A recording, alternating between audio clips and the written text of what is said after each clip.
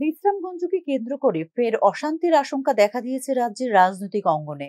সম্প্রতি তিপ্রামথার নেতা বুদ্ধ দেববর্মার বক্তব্যকে ঘিরে প্রশ্ন উঠেছে একাধিক। বিরোধী মহলের অভিযোগ, তার মন্তব্যে দুই সম্প্রদায়ের মধ্যে সম্প্রীতি নষ্ট হওয়ার মতো উপাদান রয়েছে এবং শান্তির পরিবেশ ভাঙার চলছে পরিকল্পিত চেষ্টা। সামাজিক মাধ্যমে লাইভে এসে প্রকাশ্যে প্রতিপক্ষ দলের নেতাদের বিরুদ্ধে কুরুচিকর ভাষা ব্যবহার করেন বুদ্ধ দেববর্মা। তিনি দাবি করেন, আদালতে গেলে এক সম্প্রদায়কে বিশ্রামগঞ্জ ছাড়তে হবে। আরো বলেন, তিপ্রাসারা রাজনৈতিকভাবে প্রস্তুত, প্রয়োজনে অস্ত্র হাতে নিতেও প্রস্তুত। যদিও নামমাত্র ভাবে আইন হাতে না নেওয়ার আহ্বান জানান তিনি, তবে পর্যবেক্ষকদের মতে এগুলো সবই কৌশলী উস্কানি। এটা ১৯৮০ সালে তিপ্রাসা নয়, ২০২৫-এর মহারাজার টিম তিপ্রাসা। প্রয়োজনে দা নিয়ে সশস্ত্র আন্দোলন করব, সামাজিক মাধ্যমে এসে এইভাবে দেওয়া হলো দাঙ্গার সুরসুরি। জমিত ফেরত 1984 একে যদি আমরা ত্রিপুরা রাজ্যে যে আইনে যদি কেস করি, অবশ্যই ত্রিপুরাসাদেরকে জমি কেউ হস্তান্তর করতে পারবে না, দলে অলরেডি লেখা আছে। এখন কি করব? বিশ্রামগঞ্জর সমস্ত বাঙালিরা এখান থেকে বাস্তব এখান থেকে পালিয়ে যেতে হবে। আমরা এখন যদি কেস করি, লাফালেও হবে না, ডকুমেন্ট থাকতে হবে।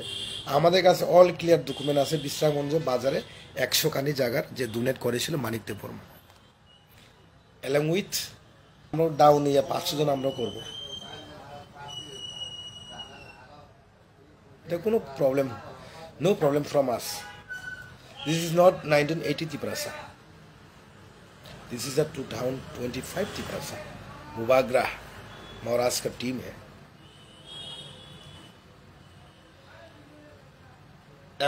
আমরা বাঙালির পক্ষ থেকেও উস্কানিমূলক মন্তব্য। অন্যদিকে শাসক দলের ডেভিড মুরা সিং এক সম্প্রদায়কে ধর্ষক আখ্যা দিয়ে সরাসরি অ্যাকশনের হুমকির প্রতিটি ক্ষেত্রে কার্যত নির্বিকার প্রশাসন।